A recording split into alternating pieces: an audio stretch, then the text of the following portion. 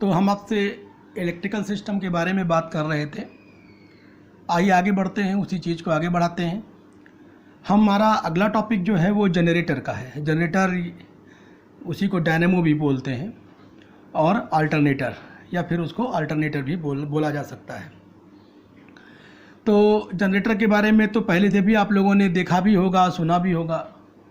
Generator क्या करता है कि जो मैकेनिकल एनर्जी होती है उसको इलेक्ट्रिकल एनर्जी में कन्वर्ट करता है। तो जो मैकेनिकल एनर्जी होती है वो कहाँ से आती है? पहली चीज़ तो ये आती है कि मैकेनिकल एनर्जी कहाँ से आएगी जिसको इलेक्ट्रिकल एनर्जी में कन्वर्ट करना है। तो इस केस में अगर ऑटोमोबाइल का केस देखा जाए तो वहाँ पर तो ये जो डीजल इंजन या पेट्रोल इंजन होगा उसी से ही आएगी, उसी से जुड़ा हुआ होगा। ये बाई बेल्ट से जो है ये जोड़ दिया जाता है और उसी के थ्रू जो है यहाँ पर एनर्जी आती है। तो ये बात सिंपल सी बात आई है। अच्छा, अब हम कुछ और बातें कर लेते हैं इसमें कि ये जो इंजन है जो ये जनरेटर है वो किस प्रिंसिपल पर वर्क करता है। तो बेसिकली ये जो होता है ये डायनेमो, ये लॉ ऑफ इलेक्ट्रोमैग्नेटिक इंडक्शन आपने पढ़ा होगा और ये उसी पर जो है ये वर्क करता है। और बेसिकली होता क्या है कि जब जो है ये कोई भी कंडक्टर किसी मैग्नेटिक फील्ड में मूव करता है, आपको पता भी है इसके बारे में, तो उस केस में उसमें उसको मूव कराने के लिए जो मैकेनिकल वर्क करना पड़ता है। और ये जो जब उसमें तो यही मैकेनिकल वर्क इलेक्ट्रिकल एनर्जी में कन्वर्ट हो जाता है। और जो डायरेक्शन होती है इसमें, जो इलेक्ट्रिक करंट प्रोड्यूस होती है उसकी जो डायरेक्शन होती है वो फ्लेमिंग के राइट हैंड रूल से दी जाती है। फ्लेमिंग का राइट हैंड रूल भी आप लोगों को पता होगा कि ये जो होता है, अगर मान लीजिए कि ये direction of motion of conductor है और ये मैग्नेटिक फील्ड है, तो जो इंड्यूस्ड करंट की डायरेक्शन होगी वो ये होगी, ये राइट हैंड है। तो आपको सिंपल सी एक पहले फिगर दिखाते हैं, उससे भी आपको पता चल जाएगा कि ये कैसे होता है। अब इसमें आप ये फिगर देख पा रहे हैं, ये बेसिक प्रिंसिपल है डीसी जनरेटर का, जिस पर वो वर्क करता है। अब देखिए यहाँ पर दो ये परमानेंट मैग्नेट्स हैं लगे हुए, बेसिक प्रिंसिपल पर बताया गया है, इसलिए इसको सिंपल डायग्राम से बताया गया, समझाया गया। और उसके अंदर देखिए ये जो फ्रेम है जो है, इसको ये रोटेटिंग कॉइल इसको बोलते हैं, है ना। इसी को ही क्या करा देते हैं, इसको रोटेट करा देते हैं। तो जो मैकेनिकल डिवाइस होती है या जिससे भी हमको रोटेट कराना है, इसको रोटेट करा देंगे। ये मैग्नेटिक फील्ड प्रोड्यूस कर रहे हैं, तो जो दोनों ये मैग्नेट हैं ये मैग्नेटिक फील्ड प्रोड्यूस कर रहे हैं। और ये मैग्नेटिक फील्ड जब प्रोड्यूस कर रहे हैं उसके अंदर जो है ये जो फ्रेम है, कॉइल है, इसको रोटेट किया जा रहा है। रोटेट करने से हो क्या रहा है कि जब ये मोशन होता है इसका, अगर मान लीजिए मैग्नेटिक फील्ड है इधर से इधर को और ये मोशन नीचे की तरफ हो रहा है, तो फ्लेमिंग के राइट हैंड रूल से इसमें करंट फ्लो करने लग जाएगी, जिसको हम इंड्यूस्ड करंट कहते हैं। फैराडे लॉ आप लोगों ने पढ़ा होगा, फैराडे लॉ पर बेस्ड है ये पूरा। और यहाँ पर देखिए ये जो है ये जो सिस्टम लगा हुआ है, इसमें कम्यूटेटर लगा हुआ है यहाँ पर, है ना। जो डायरेक्शन जो होता है वो डायरेक्शन को यूनिफॉर्म रखता है।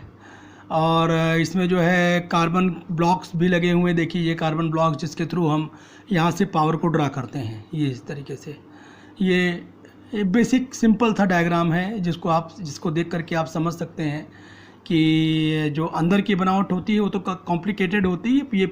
ये प्रिंसिपल बेस्ड डायग्राम है कि सिंपल प्रिंसिपल किस तरीके से ये वर्क करता है। अब इसकी जो बड़ी फिगर है वो भी आप देख लीजिए कि किस तरीके से जो अंदर की कॉम्प्लिकेटेड फिगर होती है वो तो प्रिंसिपल डायग्राम था।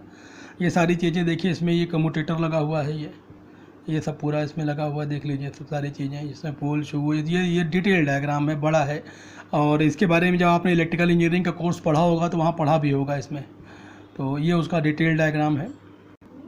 तो इसमें जो है क्या है कि ये works on the principle of electromagnetic induction. अब ये क्या होता है, ये जो जनरेटर होता है ये एक लो वोल्टेज जनरेटर होता है ना। तो लो वोल्टेज जनरेटर या फिर जो डीसी जनरेटर, इसमें जो होता है ये शंट उन टाइप जनरेटर भी इसको बोलते हैं इसी को। तो ये लो वोल्टेज शंट उन टाइप जनरेटर कहलाता है या डीसी जनरेटर कहलाता है। तो ये डायरेक्ट करंट प्रोड्यूस करता है ना। और ये डायरेक्ट करंट इसलिए प्रोड्यूस किया जाता है क्योंकि बैटरी को चार्ज करना है। और अगर बैटरी चार्ज नहीं होगी तो फिर उसके में बाकी का सिस्टम जो है आके इलेक्ट्रिकल सिस्टम चलेगा नहीं, उस तरीके से काम नहीं करेगा। तो बैटरी को चार्ज करने के लिए जो ये डायनेमो लगा हुआ होता है, ये डीसी इसलिए भी ज़रूरी होता है क्योंकि बैटरी चार्ज डीसी पर ही होगी, एसी पर तो चार्ज हो नहीं पाएगी। तो अब इसकी अगर एक रिक्वायरमेंट है हमको एक अच्छे जनरेटर की, तो उसमें क्या क्या चीज़ें होनी चाहिए। छोटी साइज़ होनी चाहिए इसकी, हल्का होना चाहिए, मेंटेनेंस इसका आसान होना चाहिए कि आसानी से जब चाहें हम मेंटेनेंस कर लें। तो स्मॉलर साइज़, लाइट वेट और ईजियर मेंटेनेंस। लेकिन ये होता तो इसमें है, लेकिन इससे भी अच्छा अगर देखा जाए, कंपेयर किया जाए, तो एसी जनरेटर जो होता है इससे कई गुना ज़्यादा अच्छा होता है। एसी जनरेटर को ही हम अल्टरनेटर बोलते हैं। डीसी जनरेटर को बोल रहे थे डायनेमो, और एसी जनरेटर को हम अल्टरनेटर बोलते हैं क्योंकि उसमें अल्टरनेटिंग करंट फ्लो करती है। तो अल्टरनेटिंग करंट मतलब प्लस माइनस इस तरीके से, एक बार पॉजिटिव पोलरिटी होती है, एक बार नेगेटिव पोलरिटी होती है उसी की, तो इस तरीके से होता है। और ये जो इसको जो है इसमें हम आसानी से ये सारी चीज़ें अचीव कर सकते हैं। एसी जनरेटर होता है वो सेम पावर का जो ये है डीसी जनरेटर या डायनेमो, वो सेम पावर का जो एसी जनरेटर है हम छोटा भी बना सकते हैं, कॉम्पैक्ट साइज़ हो सकती है उसकी, हल्का हम चाहते हैं हल्का बनाना, क्योंकि हम जो भी एक्सेसरीज़ लगा रहे हैं, जो कुछ भी इंजन के ऊपर डाल रहे हैं, हम उसका वेट कम रखना चाहते हैं। हमें अल्टीमेटली ये भी ध्यान रखना है कि power to weight ratio increase करना है, और इसकी मेंटेनेंस भी इजी होती है। बस केवल एक प्रॉब्लम थोड़ी सी ये होती है क्योंकि ये एसी करंट प्रोड्यूस करते हैं, एसी वोल्टेज इसमें होता है, तो इस केस में रेक्टिफायर लगाया जाता है। रेक्टिफायर क्या करता है? रेक्टिफायर जो होता है वो एसी को डीसी में कन्वर्ट करता है, रेक्टिफिकेशन काम ही है उसका। तो ये जो है, और ज़्यादातर आजकल जो रिसेंटली जितने भी ऑटोमोबाइल में इंजन्स यूज़ हो रहे हैं उनमें, और उनके साथ ये एसी जनरेटर ही लगाया जाता है बैटरी को चार्ज करने के लिए। हम एक लगाते हैं रेक्टिफायर। रेक्टिफायर बहुत छोटी डिवाइस होती है, हल्की डिवाइस होती है, इसमें बस केवल डायोड्स लगे होते हैं, सेमीकंडक्टर पीएन जंक्शन डायोड्स लगे हुए होते हैं, और बाकी बहुत ही हल्की डिवाइस होती है। तो ये वो चीज़ समझिए आप इस तरीके से। जो डीसी जनरेटर या डायनेमो जो होता है वो, अब आप समझ लीजिए कि उसमें जो डायनेमो जिसको हम बोलते हैं वो 12 से 13.5 वोल्ट, तो 12 to 13.5 वोल्ट ये, और 35 एम्पियर से 50 ampere at the rate of 6000 to 9000 RPM। तो जितने भी व्हीकल होते हैं उनमें अगर लगाया जाता है, तो अगर ये इस रेट पर घूमता है तो इस रेट में जो है यहाँ पर ये वोल्टेज डेवलप होता है। अगर मान लीजिए 6000 से 9000 RPM में घूम रहा है ये, तो उस केस में जो ये वोल्टेज डेवलप करेगा 12 से 13.5 वोल्ट का वोल्टेज होगा वेरिएशन, और 35 से 50 एम्पियर के बीच की जो है करंट इसके अंदर फ्लो करेगी, इसके थ्रू फ्लो करेगी। तो ये चीज़ ये डीसी जनरेटर में आता है। अच्छा, अब आप आइए एसी जनरेटर को थोड़ा सा बता देते हैं आपको। तो एसी जनरेटर क्या होता है? एसी जनरेटर में ज़्यादा ये जो है ज़्यादा करंट प्रोड्यूस करता है। तो ज़्यादा करंट प्रोड्यूस करता है कहने का मतलब, अगर हम इसको थोड़ा और बड़ी साइज़ का बना देंगे तो और भी अच्छी परफॉर्मेंस देने लगेगा। क्योंकि आजकल जितनी भी मॉडर्न व्हीकल्स आ रही हैं आप देख रहे हैं, वो सब क्या है, कंप्यूटर, उसके अंदर एक कंप्यूटर सिस्टम लगा हुआ होता है, CPU बेस्ड होता है। जो भी मॉनिटरिंग इंजन की हो रही है, फ्यूल सप्लाई की हो रही है, सब कुछ जो भी मॉनिटरिंग है सब आप देख रहे हैं, सब ऑटोमेशन पर बेस्ड है। तो उस केस में जो पावर की रिक्वायरमेंट होती है वो ज़्यादा होती है, तो उसमें हाई पावर की बैटरी लगानी पड़ती है। तो उसको चार्जिंग डिवाइस जो होगी वो भी बहुत ही अच्छी होनी चाहिए। तो वहाँ पर हम एसी जनरेटर या अल्टरनेटर यूज़ करते हैं, जो ज़्यादातर मॉडर्न व्हीकल। एक आता है टर्म कटआउट रिले, इसमें करके बहुत सारी चीज़ें उसमें आप देखेंगे। कटआउट रिले रेगुलेटर में यूज़ होगा, वो तो खैर अभी आगे बात करेंगे हम, वो हम अभी एक्स्ट्रा बताते हैं आपको क्या चीज़ होती है। तो जो रेगुलेटर्स होते हैं, अब रेगुलेट करना तो आपने देखा होगा, वोल्टेज रेगुलेटर, करंट रेगुलेटर, दो तरीके से नाम सुना होगा। तो रेगुलेटर का मतलब क्या होता है कि ये जो होता है, बैटरी अगर चार्ज हो रही है, जनरेटर चार्ज करेगा बैटरी को, तो बैटरी ओवर चार्जिंग ना हो जाए उसकी। तो ओवर चार्जिंग को रोकने के लिए रेगुलेटर, वोल्टेज रेगुलेटर लगाया जाता है ना। और करंट रेगुलेटर जो होता है, जो लोड पर जा रही है, एक्सेसिव करंट ना जाने पाए ज़्यादा, तो उसके लिए करंट रेगुलेटर लगाया जाता है। तो वोल्टेज रेगुलेटर और करंट रेगुलेटर दो तरीके के रेगुलेटर्स होते हैं। तो अब हम आपको बता भी देते हैं, इसमें जो लिखाया है उसमें क्या है, use to control electrical energy of generator output. Generator का जो आउटपुट होता है यही तो होता है, वोल्टेज और करंट दो ही आउटपुट हैं जनरेटर के। तो जो जनरेटर से हमको मिल रहे हैं with in this safe limit, उस सेफ लिमिट के अंदर ज़्यादा ना होने पाए ये दोनों, तो सेफ लिमिट के अंदर ही हमको उनको यूज़ करना है, so that electrical devices do not gate damage. जो उसके अंदर इलेक्ट्रिकल डिवाइसेस लगाई गई हैं वो डैमेज ना होने पाएँ।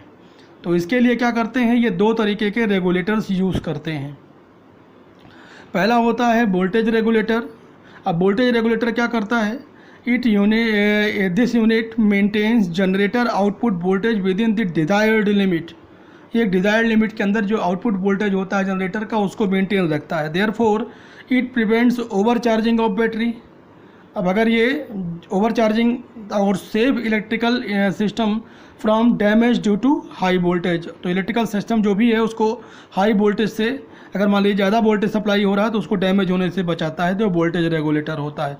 ओवर चार्जिंग ना होने पाए बैटरी की और इलेक्ट्रिकल सिस्टम डैमेज ना होने पाए, ये वोल्टेज रेगुलेटर का काम होता है। करंट रेगुलेटर जो होता है वो it is used to limit the excessively high generator current. ज़्यादा जनरेटर करंट ना होने पाए इसके लिए जो है करंट रेगुलेटर लगाया जाता है, विच देयर वाइज में ओवर हीट द जनरेटर। इसके भी उससे क्या होता है, ज़्यादा अगर करंट उसमें जो है प्रोड्यूस होगी तो जनरेटर को ओवर हीट कर देगी, और भी उसके साथ जो एक्सेसरीज लगी होंगी वो भी ओवर हीट हो जाएंगी। जहाँ पर करंट सप्लाई कर रहा होगा वो जो जिस लोड पर वो भी ओवर हीट हो जाएगा, can cause damage to it. उस केस में जो होगा वहाँ पर वो डैमेज हो सकता है। इन सब चीज़ों में क्या होता है, एक जो है कटआउट रिले लगा होता है। कटआउट रिले उसी को सर्किट ब्रेकर भी बोलते हैं। ये जो होता है ज़्यादातर जो जनरेटर और बैटरी होती है उसके बीच लगाया जाता है। ये जो है ये आप देखेंगे रेगुलेटर के साथ ही वो लगा भी हुआ होगा वहाँ पर। तो ये क्या होता है, ये सर्किट को जो है क्लोज़ कर देता है जब जनरेटर का वोल्टेज ज़्यादा होता है बैटरी के वोल्टेज से, तो सर्किट क्लोज रहता है।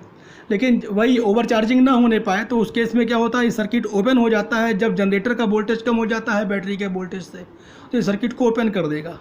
तो ये सिंपल डिवाइस होती है ये, मतलब ये जो है तो वही बैटरी की चार्जिंग को रेगुलेट करने के लिए भी कटआउट रिले लगाया जाता है। कटआउट रिले का जरा थोड़ा सा हम फिगर बना करके वो फिगर जो है आपको एक्सप्लेन कर दें तो उससे ज़्यादा आपको समझ में आ जाएगी कि कटआउट रिले एक्चुअल में वर्क किस तरीके से करता है। तो अब आप इससे समझ गए होंगे कि वोल्टेज रेगुलेटर और जो ये करंट रेगुलेटर होता है इसका काम क्या होता है। रेगुलेटर आप लोगों ने पंखों का रेगुलेटर भी देखा होगा, पंखों का रेगुलेटर भी देखा होगा। तो पंखों का जो रेगुलेटर होता है वो भी कुछ इसी तरीके से बना हुआ होता है। तो यहाँ पर इस तरीके से है। ये जो फिगर आप देख रहे हैं ये कटआउट रिले की फिगर है, आप जो दिखाई पड़ रही है आपको इसमें। अब देखिए ज़रा कैसे ये लगा हुआ होता है, क्या चीज़ें इसमें होती हैं। अब देखिए ये लोड सप्लाई हो रहा है, बैटरी के साथ लोड लगा हुआ है, आप देख रहे हैं ये बैटरी है, ये है ना। अब यहाँ पर आप देखिए, इधर आ जाइए, ये देखिए स्प्रिंग से, है ना, ये जो है देखिए ये वाला जो आर्मेचर है ये जुड़ा हुआ है। आर्मेचर जो है स्प्रिंग यहाँ पर ये लगी हुई है, और ये सॉफ्ट आयरन कोर है, ये आप देख रहे हैं यहाँ पर। अब इसके थ्रू क्या हो रहा है, जो देखिए डायनेमो का जो वोल्टेज है वो इसके यहाँ से देखिए सीधे यहाँ पर आप यहाँ से रेगुलेट हो रहा है। तो अब क्या हो रहा है कि जो करंट है डायनेमो के थ्रू जो है इधर से जा रही है, तो ये जो सॉफ्ट आयरन कोर है जब इसके थ्रू जाएगी करंट, तो ये क्या होगा, ये मैग्नेटाइज होगा। मैग्नेटाइज होगा तो ये क्या करेगा, ये इसको खींच लेगा अपनी तरफ खींचेगा, इसको पुल करेगा तो यहाँ से कांटेक्ट जो होगा ये देखिए जुड़ जाता है। तो जनरेटर से जब ये कांटेक्ट देखिए यहाँ पे जुड़ जाएगा तो ये वायर इसके साथ देखिए आ रहा है, ये कांटेक्ट तो इस तरीके से जाएगा और ये बैटरी चार्ज होने लग जाएगी। और जब कभी ऐसा होता है कि जब यहाँ का वोल्टेज ज़्यादा हो जाता है और यहाँ का कम हो जाता है, या मान लीजिए कि बैटरी जो है कम चार्ज है ना, तो उस केस में क्या होगा, ऐसी डिस्चार्जिंग ना होने पाए क्योंकि सर्किट जुड़ा रहेगा, तो उस केस में इसका वोल्टेज ज़्यादा हो जाएगा और यहाँ से फिर करंट क्या होगी, उल्टी फ्लो करने लग जाएगी और इस तरीके से बैटरी डिस्चार्ज होने लग जाएगी। ऐसा भी हो सकता है।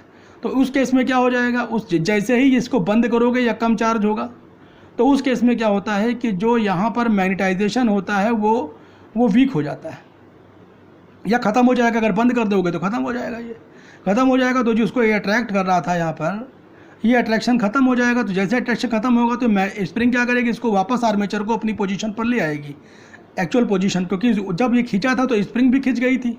अब स्प्रिंग फोर्स के कारण आर्मेचर वापस फिर से अपनी उसी पोजीशन पर आ जाएगा और कॉन्टैक्ट यहाँ से ब्रेक हो जाएगा। तो जिससे जो बैटरी होगी वो डिस्चार्ज नहीं होने पाएगी। आप समझ गए होंगे कि अभी क्या कैसे वर्क करता है। तो इस तरह से हमने आज आपको बताया कि कैसे जनरेटर और रेगुलेटर काम करते हैं, और कटआउट रिले के बारे में हमने आपको डिटेल में इसके बारे में बात की कि कैसे ये बैटरी को डिस्चार्ज होने से बचाता है। तो समझ में आपको आ गई होगी बात। आगे हम जो है नेक्स्ट लेक्चर में ही हम इलेक्ट्रिकल सिस्टम को ही कंटिन्यू रखते हैं। आज यहीं तक, इतना ही, धन्यवाद।